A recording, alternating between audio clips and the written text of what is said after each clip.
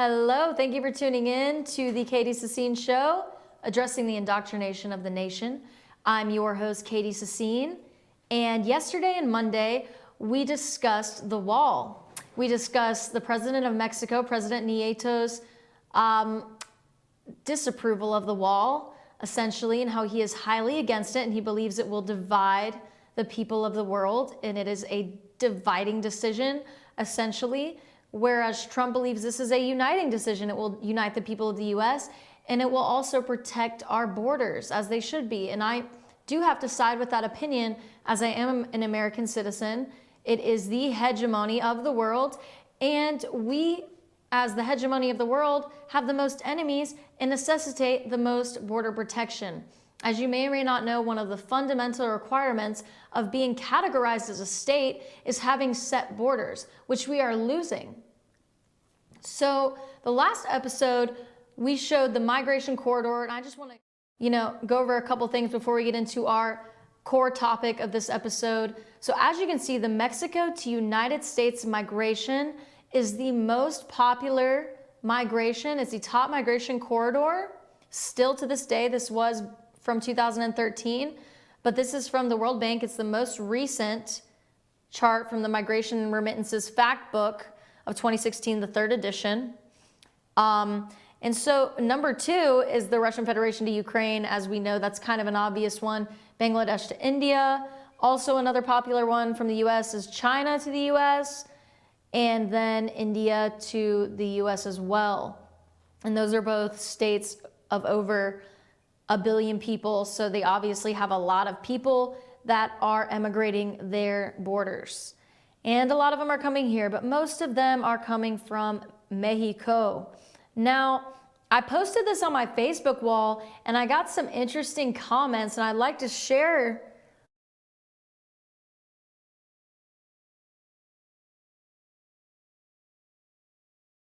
We can pull that up on the screen for us right here. So, the first commenter said, a chain link fence spanning less than 700 miles along the border cost us $7 billion to build. What makes you think a brick and mortar wall double that length will cost the estimated $15 billion? Do you think there's anything else that money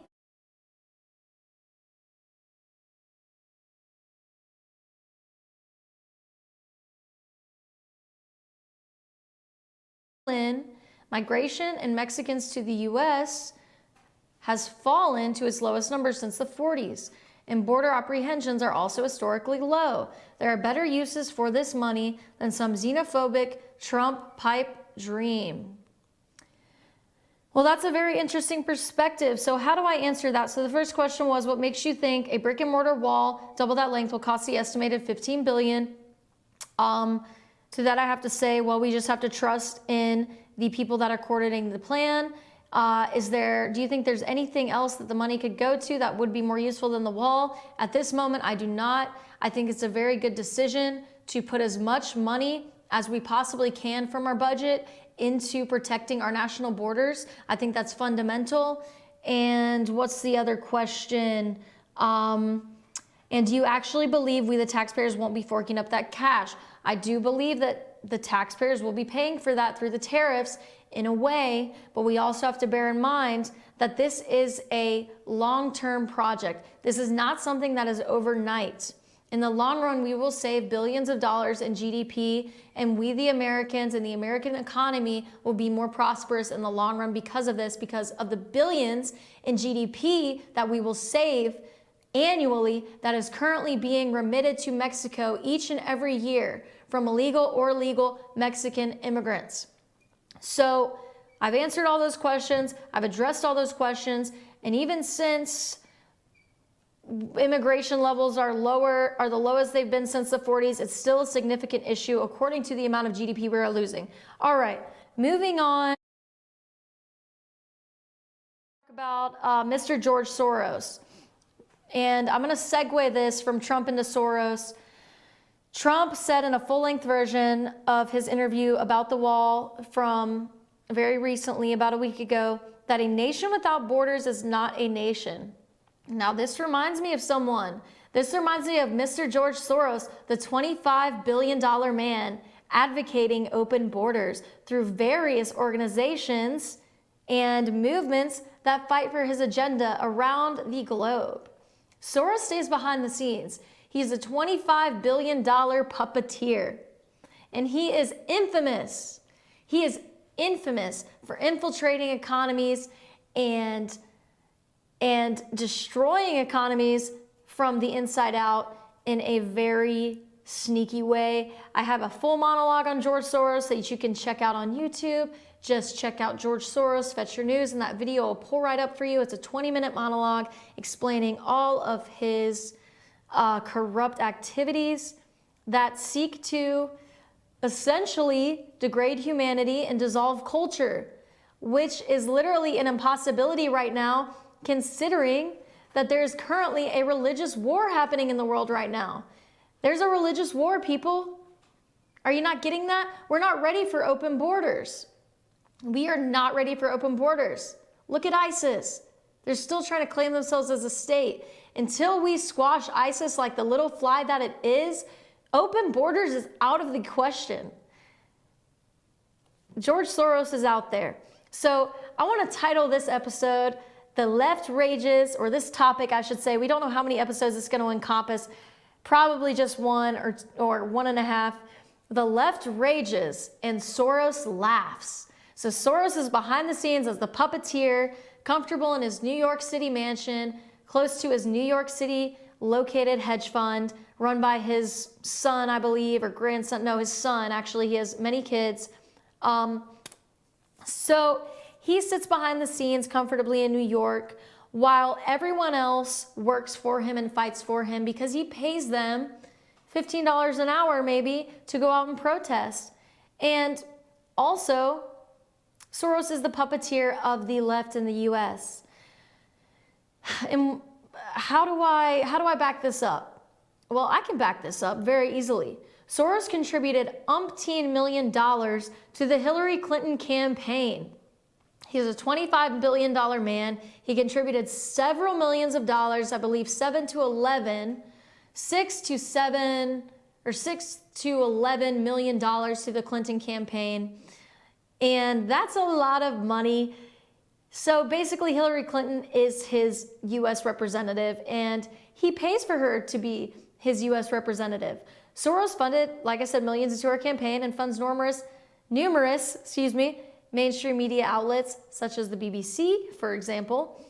And he is part of this huge epidemic of top-down operations of protest taking place, especially in the US, that have proliferated around the globe as the entire globe is Americanized due to globalization, as the US is hegemony of this currently globalized world. Yes, that's a mouthful, but that's the truth. I understand if you need to rewind that. I've been researching this for years now, and so sometimes I talk a little bit fast. I'm sorry about that, but this is absolutely crazy what's going on right now. As you may or may not know, Soros is a Hungarian American. He is not American born, and based off of what he's contributed to, he's an anti-American. He's funded, so the top-down operation of protests are funded by far left elites. George Soros, of course, is included in that. He funded the anti-Trump protests with the coin slogan, "Not my president." There were destructive riots. It was violent. There were explosions. And most protesters were, of course, liberal. And many of these protesters were reportedly paid, and they found out that they could be paid $1,500 a week, $15 an hour for participating in these protests. I believe the number was $1,500 a week, and I recall $15 an hour, seeing an ad for that. So there were ads on Craigslist to acquire protesters, and they were sent in buses funded by puppeteers like George Soros. And he also has MoveOn.org that he funds, which petitions to change the Constitution. And they recently petitioned to change the Constitution. They petitioned to change a lot of things in the government, but they recently petitioned to change the requirement of the Electoral College being part of the system of voting the president into office in the United States, which we know is out of the question. We know that our founding fathers established a system for good reasons. At least most of us know that. So Clinton voters are aligned with George Soros's causes in the media. So Clinton encourages her voters to support these movements and organizations without mentioning George Soros, while George Soros funds Hillary Clinton and these organizations and these protesters. So as you can see, we've got George Soros at the top, Hillary Clinton right below him, and it trickles down into various organizations that are aligned with the left, with the Liberal Party in the United States. Now we got about a minute left in this half of the show. I just want to, segue into what we're going to continue with in the second half of this episode. We're going to talk about the Women's March. George Soros is affiliated with over 50 partners and groups that support the Women's March that just occurred the day after the inauguration. And if you ask me, it was more like an anti-Trump parade, more like a charade, because it was absolutely ludicrous. It seemed like a huge publicity stunt for actors, for actresses, and are there any singers there? Yes, singers, Madonna, that need a little bit of publicity and maybe haven't been in the spotlight as much as they'd like to. Or maybe they really believe these outlandish statements that they're making, and we'll get back to that in just 5 minutes or so after these commercials. So thank you, and we'll be right back.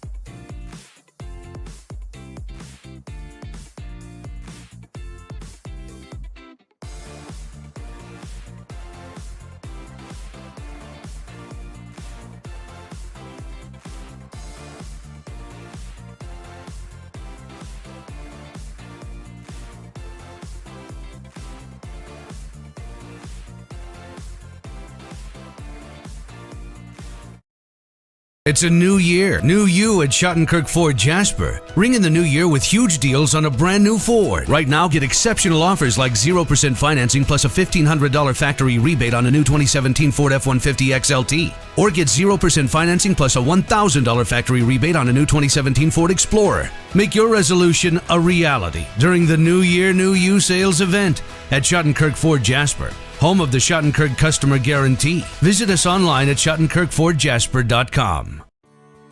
North Georgia Diamond is your source for diamonds. Come on in to view the area's largest selection of fine jewelry at North Georgia Diamond.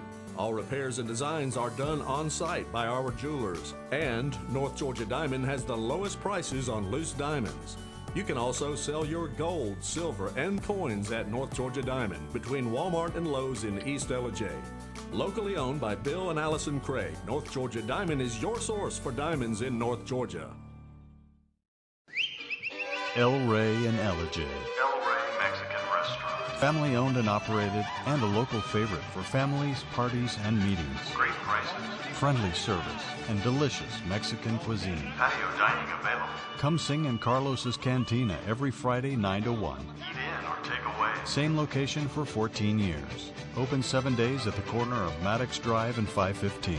North Georgia's favorite Mexican cuisine. El Rey. El Rey in Ellijay.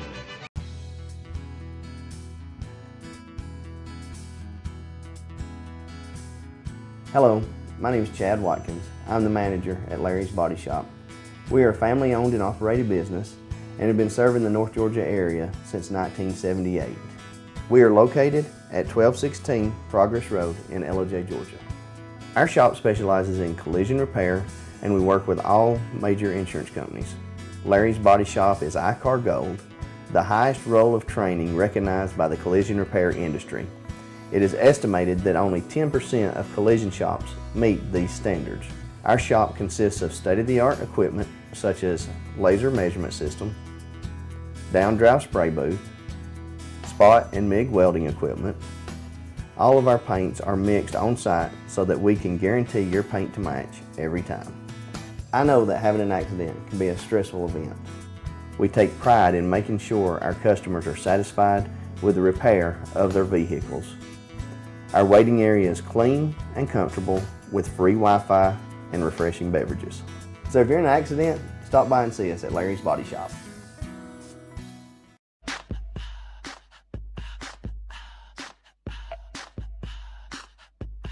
What you gonna do with all that junk?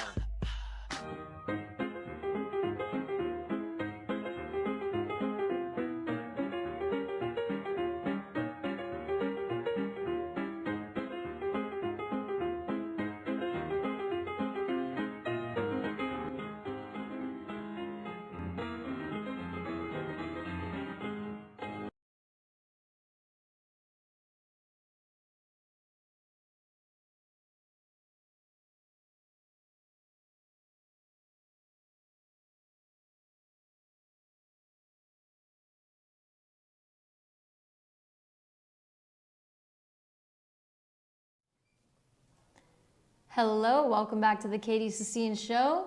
I'm your host, Katy Sissine, always addressing the indoctrination of the American nation.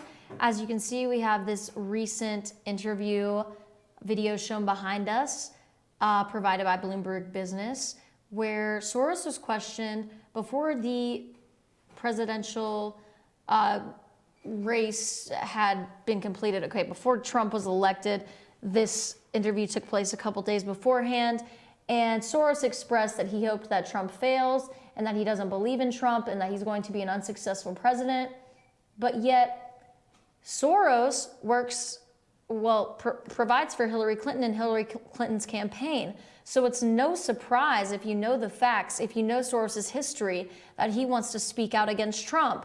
Now, as we had just left off in the last episode, we were discussing top-down operations funded by Soros and also supported by his U.S. representative, so to speak, Hillary Clinton, who supports the organizations that Soros funds as well, including the anti-Trump protest, where the slogan was "Not My President," and the MoveOn.org petitions that wanted to discount the Electoral College and essentially change the Constitution solely to discredit Trump's victory. So you can check that out, MoveOn.org, and the anti-Trump protests. He is also behind Ferguson, reportedly, and Black Lives Matter, reportedly, which also incited violence in the U.S. And it's almost as if he's trying to cause some civil war. For those viewers who were able to tune into the Women's March, we know that there were some very violent statements made at the Women's March. Now, what does Soros have to do with the Women's March? A whole lot. Soros is reportedly affiliated with over 50 partners and groups that support that march. We have a picture of the mission statement.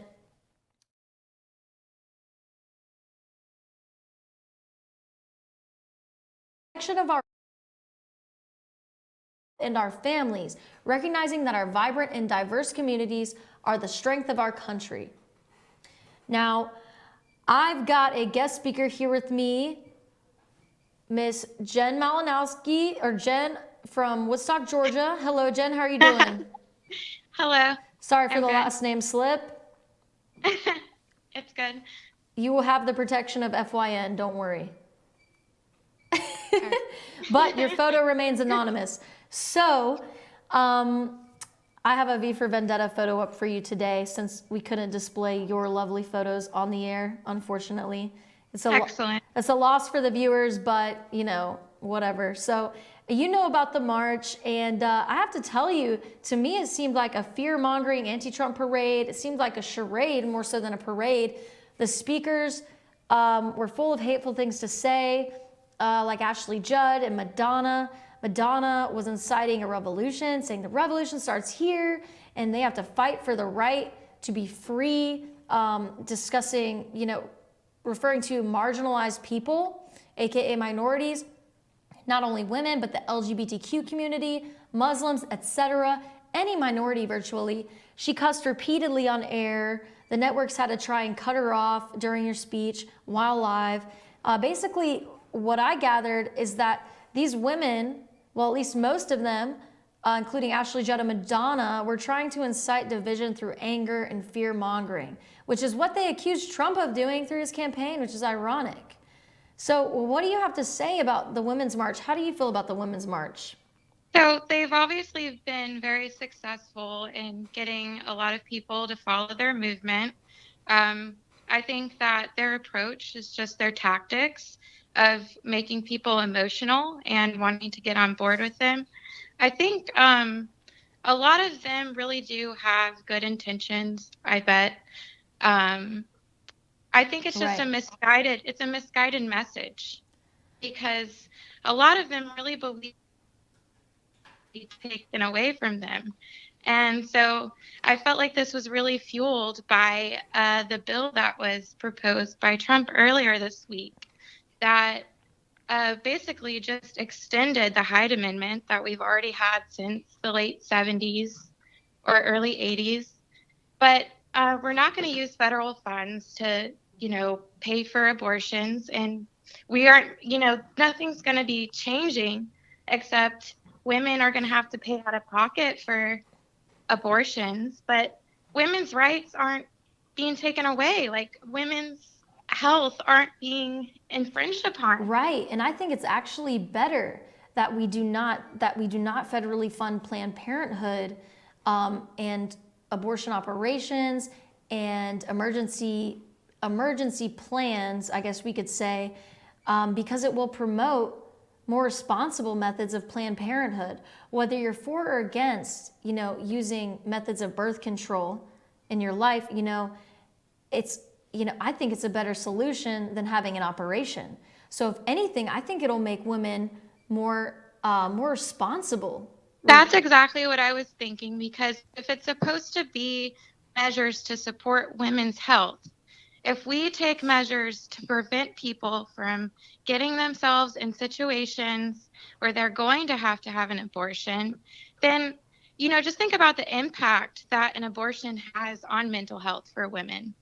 Why do we want to encourage that to go on? Right. It'd be better, it is a personal decision, but just like, it's a medical procedure, but that doesn't mean that it needs to be covered by insurance when it's not a matter of women's health anymore. Already with the Hyde Amendment, it still protects women who are raped or incest, or if their life is endangered. That's not being taken away. So great point. Your insight. It's not women's health anymore. It's a medical procedure. It's a personal decision. I know that the argument is that women with low income can't afford it as much, but just like you were saying, it's a very big decision, and it shouldn't be, minimalized. Exactly. And by funding it federally, you're saying essentially it minimalizes it. You're completely right. Thank you for bringing up that amendment. That presents a great point that I didn't even have in my script today. So that was like right on the money. So basically, the verdict is based off of what we discussed. Do you think these women are just uninformed about politics in general? I wouldn't necessarily say so, but I'm very sad, because I really believe in the sentiments behind why they are marching. Of course, I believe in women's rights. We've worked so hard to get to where we are so that we do. But we work so hard. I'm losing you a little bit on service. Okay. Hard to be. You're cutting out on me. All right, Jen, we're going to have to cut out. We're losing service, but I want to thank you for being on the show today. Your input was very helpful, and thank you for being on FYNTV today. Thank you. All right, we'll talk to you soon. All right, bye-bye. Bye. So unfortunately, we lost connection there, but Jen had some very great points, some very insightful points. This is not an attack on women. This is not the federal government telling you that you can't have an abortion. This is the federal government saying that we do not want to promote abortion in any kind of way by funding it. And we have to consider that at the end of the day and at the beginning of the day, this is a nation that's founded under God. And principally, terminating a life is not religiously respectful. And, you know, it's against many people's beliefs regarding their religion, especially when it comes to Christianity. And some Christians are pro-life, some Christians are pro-choice. Either way, I believe this is a great decision. I believe that by not funding abortion, we are promoting better methods and more responsible methods of living in general. Because these women that normally think, oh, I can just go get an abortion if something happens, will know, oh, wait, I can't because I'll have to pay for it, or I'll have to find an organization to help me pay for it. So maybe I should be responsible and be abstinent, or acquire some method of birth control, which will aid the country in numerous ways. There will be less psychological issues with women in society because they won't undergo procedures that terminate pregnancy. And there will be more practices of safe sex, which only benefits the country. Now, during the march, Ashley Judd made a very controversial speech, and we don't have time to get into that just yet, but when we get into the next episode, we will definitely explain that today, and we will get into Soros and open borders and how that is the recipe for a dangerous democracy. So everyone out there, if you're not aware of Soros, and if this is the first time you're hearing about him today, remember you can check out the monologue video on Soros on Fetch Your News. Just look up George Soros, Fetch Your News on YouTube, and you'll be able to get the monologue video. It's 20 minutes. It's a rundown on George Soros. It's a very specific, there's a lot of facts in there that I present on what George Soros is about and what he's been previously involved in. His son, I believe his name is Alexander Soros, is very active in politics as well. And he is essentially collecting money through failure of other countries' economies. And this is unacceptable. This is essentially evil behavior. He presents himself as a philanthropist, and he is recognized by many all around the world as a philanthropist, but he is more like a traitor. He is a citizen of the United States that is trying to undermine our republic. He is trying to undermine our national security. He stands for this movement for open borders that the world just simply is not ready for. The world is not ready for open borders. There is a religious war going on, people. There's an Islamic religious war. And if we have open borders, we will become a part of that religious war. Now, I want to thank you again for tuning into the Katy Sissine Show. You can tweet me at KatyFYNTV, and I'll see you tomorrow.